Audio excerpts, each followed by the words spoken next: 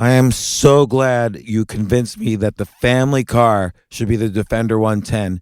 It is so beautiful inside, it's so comfortable, and it just feels indestructible. Yes, it really is. I've been waiting a long time for the new model to come out. The Defender 110, I'm telling you, it's my favorite car of all times. It's my third one. You know, I have stories of going off road. The guy managed the group. He was like, "What are you doing in this beautiful car?" I'm like, "I'm going off road." He's like, "Are you sure? Because you can use one of ours." And then they look like Mad Max cars. I'm like, "No, no, no, no, we're going to do this." And he was shocked. Wow. Well, it's great because the Defender has been reimagined for 21st century adventure, and its unparalleled off-road ability as well as its robust interior are invaluable whether you're headed towards uncharted territory or just a weekend of exploration. The Defender 110 tackles challenging surroundings with absolute confidence. The SUV conveys strength outside and in, featuring peerless technology like an intuitive driver display and an award-winning infotainment system. That's my favorite part, to keep you connected no matter where the journey takes you. Adventure is unique to everyone, and so is the Defender. Choose from the two-door Defender 90, the four-door Defender 110, or the larger Defender 130 with the ability to seat up to 8 passengers. You'll find uncompromising performance in all three. So pack up and go even further with the Defender 110. Learn more at LandRoverUSA.com/Defender. These days, we're all investors, trying to be smart with our money despite our worst impulses. But at iShares, we believe that deep down inside of every investor is a better investor. One that's just waiting to be let out. Explore iShares ETFs and insights and let your best investor out. Visit iShares.com for more information.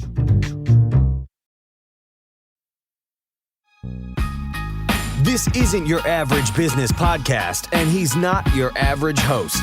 This is the James Altucher Show. Today on the James Altucher Show. Chuck Palahniuk is one of my all-time favorite writers. We dive deep into the writing process. Here he is.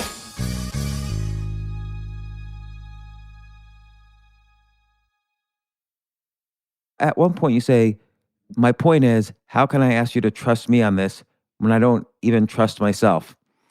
What exactly did you mean by that? Did you call into question the story's truth? And we have to wonder about that? You know, that is a place where I'm saying, I'm not going to hit you over the head with this. I'm going to leave it up to you. It's almost kind of a paper tiger. I'm saying, I'm going to make this enormous case, present you with this enormous sort of body of evidence, but ultimately you're the one that makes a decision. And so it allows the reader almost a token independence. Joan Didion does this really well. She is so beautiful at kind of stating a case, but then ultimately she acknowledges that it's the reader who has to make the final judgment. And it's like you would do with a jury. You might ask them to make a certain verdict, but you cannot tell them to make that verdict. It's kind of an elegant way of acquiescing to their, acknowledging their independence.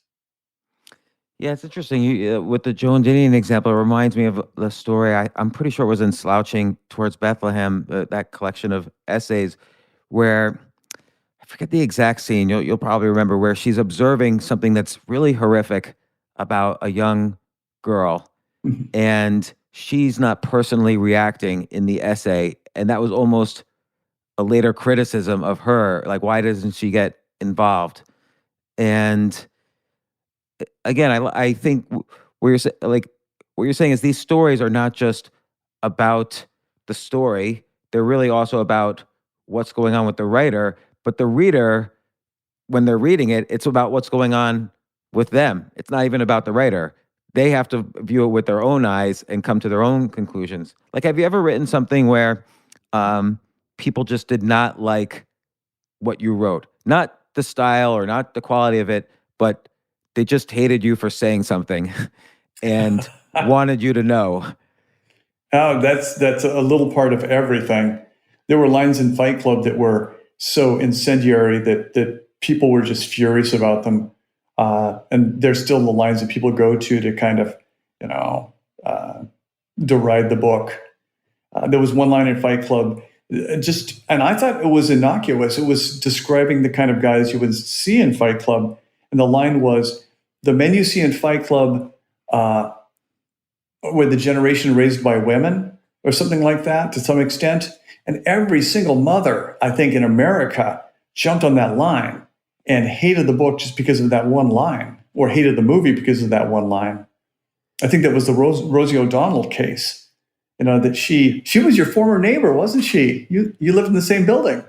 No, I don't know. Actually, Joan Didion was a former neighbor, and Joseph Heller, but I don't know about Rosie O'Donnell, actually. Nora Ephron had lived in that building. Nora Ephron, yeah. Nora Ephron also. And Rosie O'Donnell, the week before the movie came out, she went on air and she gave the entire plot. She spoiled the entire movie, and she advocated that people should not go to this movie because she told the twist. She told everything that was going to happen. And she was very pissed off by that line. So I try to have at least one of those lines in everything. A line that will really, really be a step too far. Because I come from the punk generation, where unless you take that step too far, that you're really uncomfortable with, then you're later going to regret when you get to be 59 years old. You're going to think, why the hell didn't I go there when I was 32? Why was I holding back? Why was I such a chicken shit? And so there's got to be that step too far, that line that really ticks people off, or I will beat myself up for the rest of my life. And it's not just a line constructed to piss people off. It's a truth for you. It's what you felt when writing that, or always feel. But you have that feeling it's a little over the edge, that some people are going to react to this. And then when they do react to it, like with Rosie O'Donnell in that example, like that, she's putting her hand in your pocket and taking money out of it potentially. You don't know. It's a week before the movie comes out. So what was your personal reaction? Like, how did you deal with that? At the time, I wasn't even aware of it. I think 20th Century Fox was much more invested than I was. So they were probably livid about it. And to tell the truth, I live such a unlikely life. I'm surprised that anything of mine ever gets published. And so it's really easy for me to put these things in there because I never really see them. I never really perceived them as ever reaching an audience. So again, it's got to surprise or offend me first, because I don't expect it to reach anybody else. It reminds me too that you have certainly an absurdist quality to all of your writing, and this one as well, where you get the sense by the end. I can mention the name of the first story you write about is this woman Susie who's writes captions for celebrity gardens, photos of celebrity gardens, and there's a sadness to the story by the end.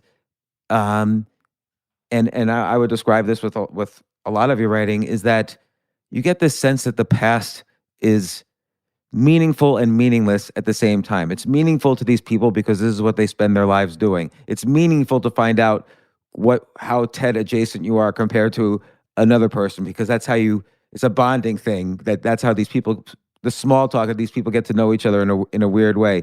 But on the other hand, it's completely meaningless. Like it has no real it's not important how many blocks away their family lived from Ted Bundy. And out of that, you have to construct, the reader, the writer, the characters kind of have to construct their own meaning from it, and that's fine, but you're not going to attribute a meaning to it. Like, again, I'm wondering how conscious is the absurdism in the very philosophical sense of absurdism.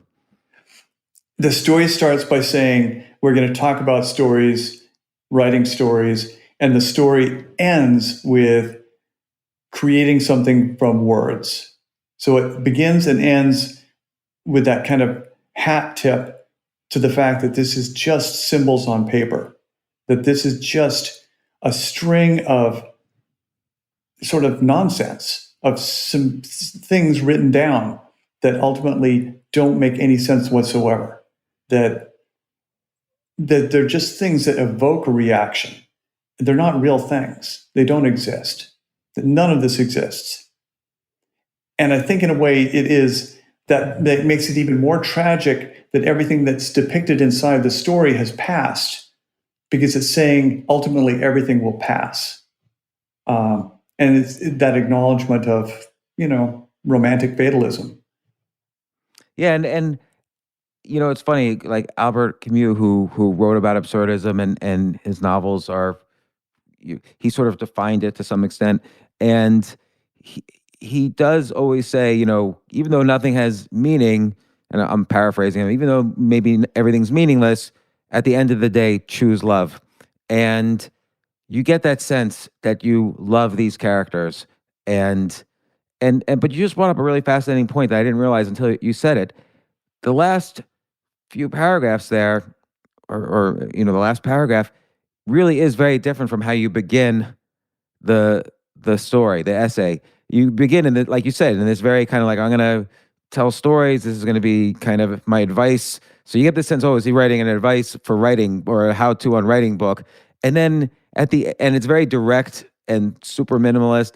And then at the end, you're right. It's like, and I didn't think you consciously did this. You write it's very beautifully worded.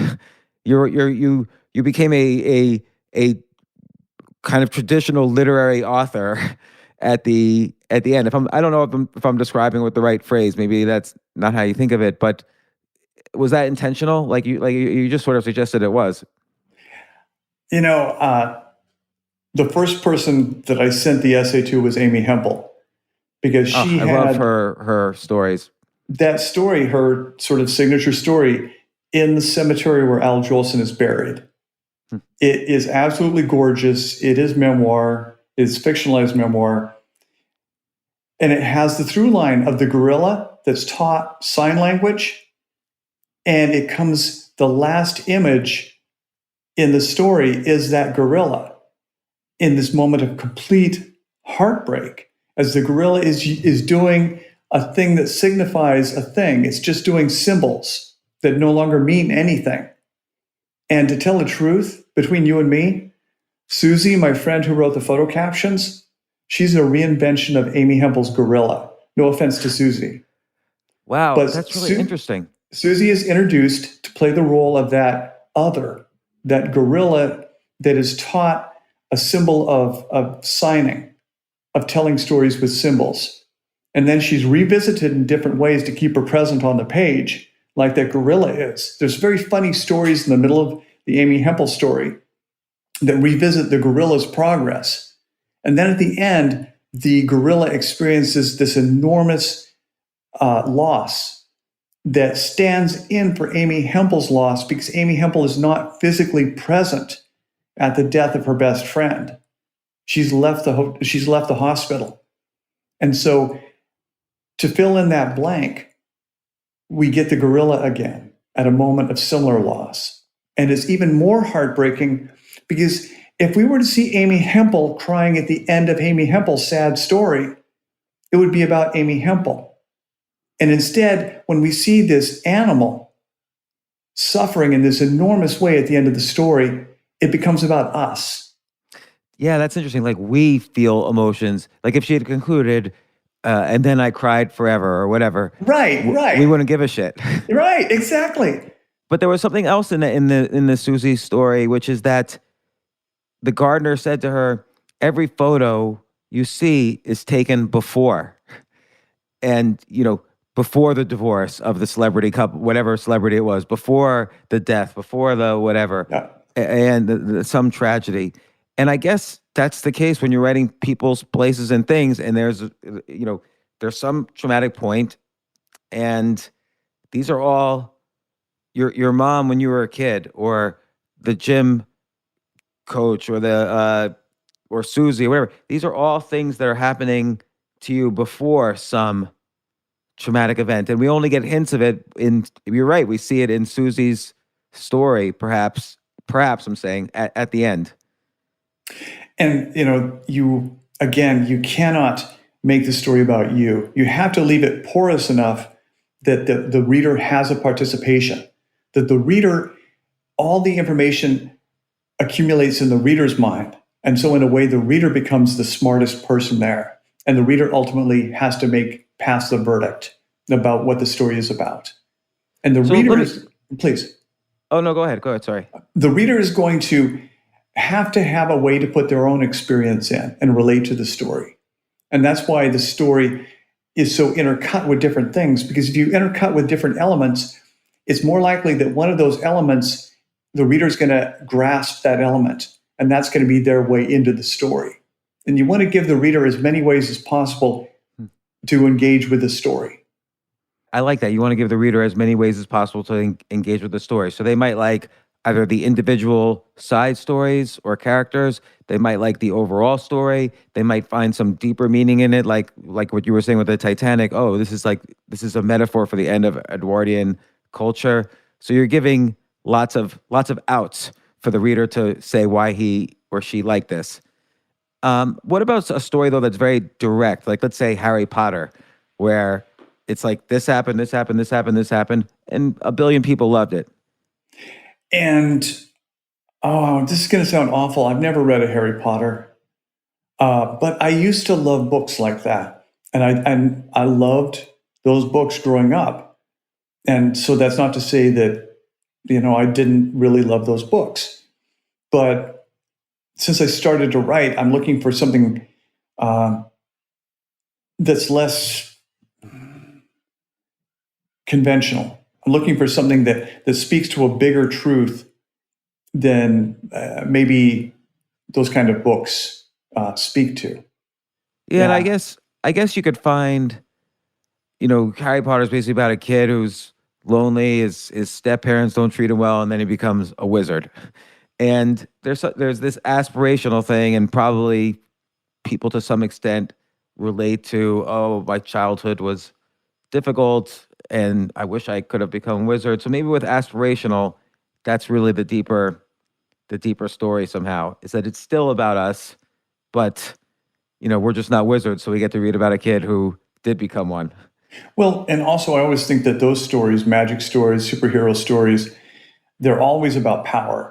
And they pretty much always depict an orphan achieving power. Superman is an orphan who comes to Earth and finds his power. And so they appeal to kids because kids are really powerless. And also because, kids dread losing their parents. So you show a child their worst case scenario, that they're going to end up an orphan, but they're ultimately going to find a kind of power. And so I think those stories appeal to people who really have no power. But once later in life, you've achieved an education, you've achieved connections, you've achieved resources, you don't crave for a kind of generalized power in that same way that you did as a child. So those stories no longer really appeal to you. Yeah, it's so interesting because then you think of like all these great novels. Like let's again with Albert Camus, The Stranger starts off the first line, he becomes an orphan. He's an adult, but his mom dies, and it's almost the reverse of he doesn't get power after that. He sort of steadily declines in power. And it's interesting how once you have that structure and know it, you could play with it to create a unique story. But doesn't The Stranger end with him throwing the priest out of the cell? And in a way, on the eve of his execution, he finally sheds all of the presuppositions of his entire life. And he has just a few hours of complete enlightenment as he throws the priest out and he looks at the moon and he sees the moon for the first time in his entire life. And he realizes, I am finally alive. And he's alive right on the cusp of about being killed. But that represents a victory when you compare it to someone who dies without ever being alive. And so ultimately, his downfall after his mother's death is not about losing real things. It's about losing fake things. It's so interesting. Like this is so valuable for anyone listening to this who's a writer or a storyteller of any sort. This is like now you like look at Star Wars as an example. Star Wars, he's an orphan in the beginning, or you think he is. And I'm just taking a very direct, simple, basic example that kids love. Of course, by the end, he's in a very direct way, he's fully powerful. And knowing again these not necessarily tricks, but these sort of primal truths about storytelling, I wonder if there's something about storytelling that is primal, that's sort of imprinted on our brain so that we respond to stories that, whether we know it or not, have this deeper significance. Like I didn't think about that in terms of The Stranger, but I reacted strongly to that novel. I've read it like 10 times. And there's something primal that these stories hit you with. And I think that one of the tricks is if you acknowledge the fact that it's a story up front, like I did with the essay, you're in a way you're getting past that nagging idea in people's minds that they're reading a story. That you're just sort of staying it up front. You're saying Charles Foster Kane is dead, but we're going to show him alive. And you are addressing that sort of nagging thing so that you can get to something more profound. You're kind of acknowledging the mechanics of the thing so that people won't be focused on the mechanics of the thing. The way that Brecht, as his plays were performed, I understood that he had people walk through the audience and bang pots and pans to constantly disrupt the kind of trance that a play can be. He wanted people to not be engaged in the kind of illusion that a play is. He wanted people to be looking for the deeper, meaning, where it was going, not just the sort of surface of it.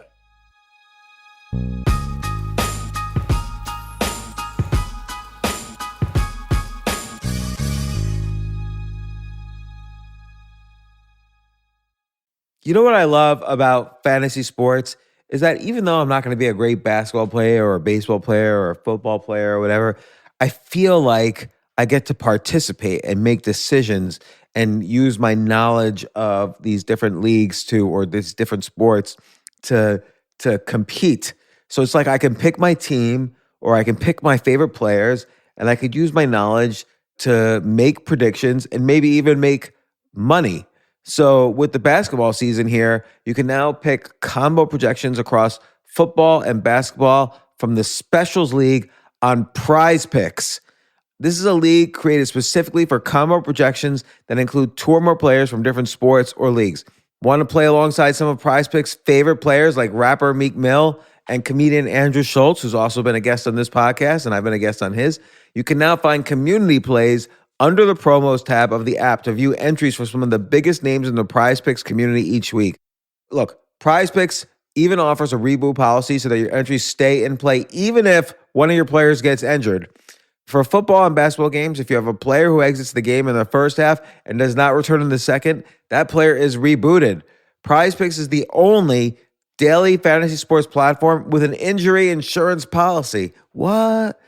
So, I love playing it. I love anywhere where I can use analytical ability with my interests to demonstrate some skill and maybe make some money. And I like the game-like aspect. I do wish they had chess as a category on prizepicks.com, but I'll settle for what they've got. Maybe I should make my own fantasy chess league. But in any case, I love Prize Picks. Go to prizepicks.com/James. Use code James for a first deposit match up to $100. That's the easiest $100 you're ever going to make. So that's prizepicks.com/James and use code James. Daily fantasy sports made easy.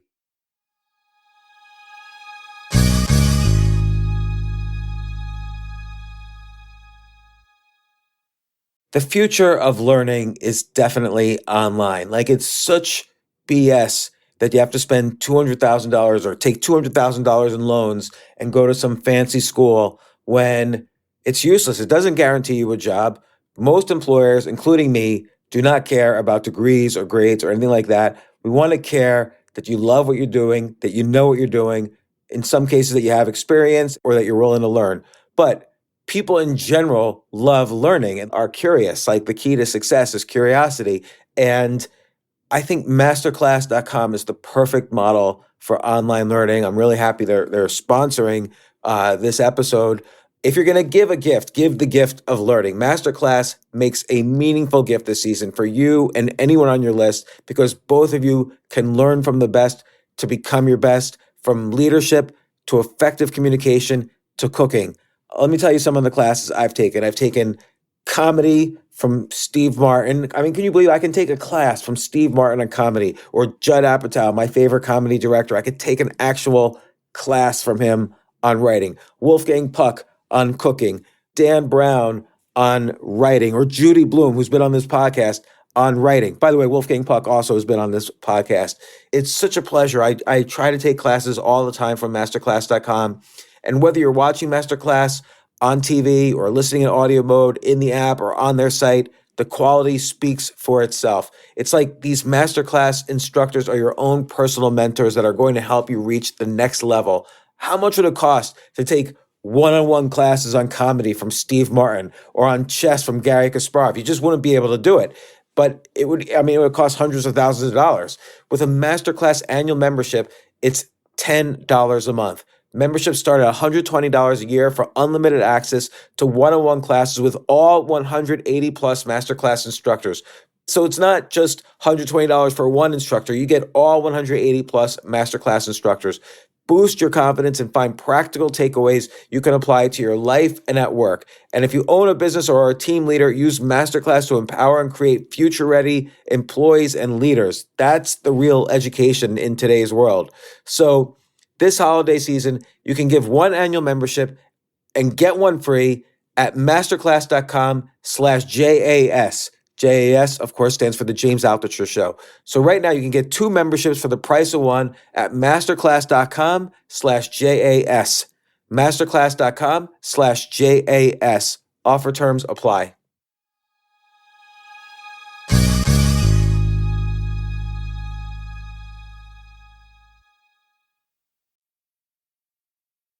I love this line, and again, this is talking about the World War II writers. Each of these writers had outlived his horrors by embracing a new reality where chaos and absurdity were the norm, where loved ones died, but love did not. And I like that again because it's absurd. The stories they tell are absurd, but you do find this backbone in love for whether it's love for the characters or horror about the event. But there's always kind of like this backbone, and which is the important, which ultimately is the real story. And I'm thinking even like take Old Man in the Sea. Right? Who cares about a guy who fishes? But there's a deeper story that readers right away could connect with, and which is structured even in the language he uses, which I find to be really interesting. Like structure is so important, and that's what you basically describe in this book.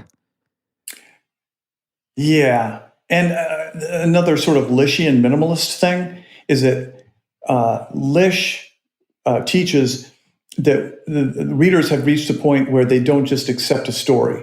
Maybe children will accept a story, but especially these days, as soon as you say anything to somebody, they say, "What was your source? Who told you that?" Because the first thing they want to do is negate it by negating the source. And so Lish said, you have to create this kind of at least false context for the telling of the story, because people will not just accept a story anymore. They know a story has an agenda. They want to know who's telling the story, why they're telling the story. They want to know all these things about the story before they want to hear the story. And so you have to kind of, at least in an illusory way, you have to create all those aspects of the story at the same time that you deliver the story itself.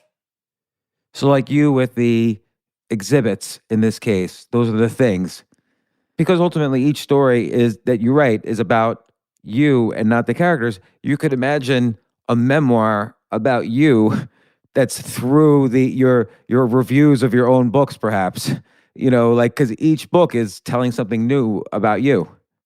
A million years ago, when they rebooted Vanity Fair magazine, they hired Truman Capote to do a profile on Greta Garbo. And she was not going to talk to him. So he worked it out that he could go into her apartment. And he did the entire profile by describing every object that she owned and had on display in her apartment. And it was so fascinating because it was a look at Greta Garbo that wasn't in words and wasn't in sort of images of Greta Garbo. It was in the things that she had accumulated, the objects they carried. And so in a way, that's just a really interesting approach to take it, memoir or biography, is to talk about the stuff in our lives, which was also a kind of thing in Citizen Kane. All those objects accumulating and ultimately ending with the sled, which was the primary object, was just another example of using the objects as the memoir. Yeah, it's so fascinating, the role of structure and people, places, and things. The title, what does that come from? That comes from like kind of like a first grader learning about writing. Describe the people, places, and things here, and that's how you write a story. Or what specifically does that come from? Because I can't remember. I just made it up. I thought it seemed like the most sort of boiled down aspect of what is this story about. And it's not even and things. It's just people, comma, places, comma, things. Yeah. Yeah. Oh, yeah. Right. People. That's interesting. By the way, this is neither here nor there. But when I first time I read it, um, I started by accident on the second page. Mm. So the first page has when you're learning to write, never start with your most important story. So I thought the first page, the first time I read it, started with case in point. A friend named Susie used to write photo captions. And so I thought, okay, this is Chuck starting like mid sentence almost, or mid paragraph. And that's like an interesting device that it throws the reader right into this situation that's happening. That would be very Brett Ellis, because he did that in Rules of Attraction, where it just kind of ellipses into the story and then at the end ellipses out of the book. So there was no really clear beginning or end. I thought that was really smart. Yeah, that's funny. And again, structure is so important. People don't realize, I think, how important structure is, just as important as the words for telling what the story is. And again, that's what I appreciated so much. Not only the stories you tell, but the structure of this, your writing style. I saw, having read Consider This, your book about writing, I saw so many different ideas from that book in the writing of this. It really kind of underlined for me, how great these books are, or essays, or whatever. So people, places, things. Is it only available at Scribd right now? SCRIBD.com? It is, and they paid for it, and so I have to drive as much traffic there as possible so they can make back their investment. Well, I hope they do, because I'm an investor in Scribd. So, oh, thank you. Yeah, so everybody go to Scribd.com right now and download as many copies as possible. Not only that, I did a Scribd original as well back in the day. So knock yourself out. But Chuck Palahniuk, did I say it right? James, I can't say your name either. So it's all good. Altucher? It's like, I'll touch her fast. Altucher. It's funny because years ago I met Michael Chabon, and we were sharing a cab, and he introduced me to his wife, and he said, "This is my wife, I yell it." And he said, "I never say my wife's name, I yell it." And I have never forgotten her name. That was 20 years ago. So I'll touch her. I went to grad school in 1989, which is the year, I think that was the year Mysteries of Pittsburgh by Michael Chabon came out. And I was going to graduate school at Carnegie Mellon in Pittsburgh. And I just loved that book. And because I thought, I'm going to have an experience in Pittsburgh like this main character. And that book just held, all this mystery for me. And he became and then his next book, I think, was A Model World, a bunch of short stories. Just a very good writer. I've always enjoyed his stuff as well. And then The Adventures of Cavalier and Clay. Model World was McInerney. I think his second book wasn't it Boys? It was about the writing was it the program. prep school? Yes, and it made it into the Michael Douglas movie. Yeah. Something I forgot Boys. what the name of that was. Wonder Boys. Yeah, Wonder Boys. That was a great book too. So, but that just brought back that memory. Well, Chuck, thanks so much. Again, if you want to read a great story or great advice about writing, it really is a remarkable essay. I've read it several times. I've enjoyed it, and it's so creatively done. And I think it's just even if you're learning to write or communicate or tell a story, the ideas of structure and the style of this are so interesting. It's not a long essay. You can read it in one setting. Go to Scribd or Scribd. I never know how to say it. Scribd.com. And Chuck, thanks once again for coming on the podcast. I really super appreciate it. Thank you, Always James. an interesting conversation. Yeah, it's great. Thank you very much.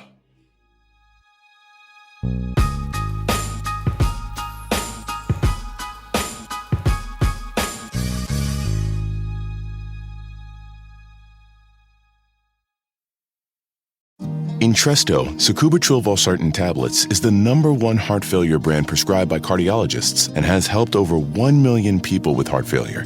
It's a prescription medicine that treats adults with long-lasting chronic heart failure and works better when the heart cannot pump a normal amount of blood to the body. Don't take Entresto if pregnant. It can cause harm or death to an unborn baby. Don't take Entresto with an ACE inhibitor or aliskiren, or if you've had angioedema with an ACE or ARB. Don't take with aliskiren or within 36 hours of taking an ACE inhibitor. The most serious side effects are angioedema, low blood pressure, kidney problems, or high blood potassium. Angioedema is swelling of your face, lips, tongue, and throat that may cause death. If it causes difficulty breathing, get emergency help. Ask your doctor about Entresto. To learn more, visit support.entresto.com or call 833-446-6699. For pricing, visit Entresto.com/cost. If you can't afford your medication, Novartis may be able to help.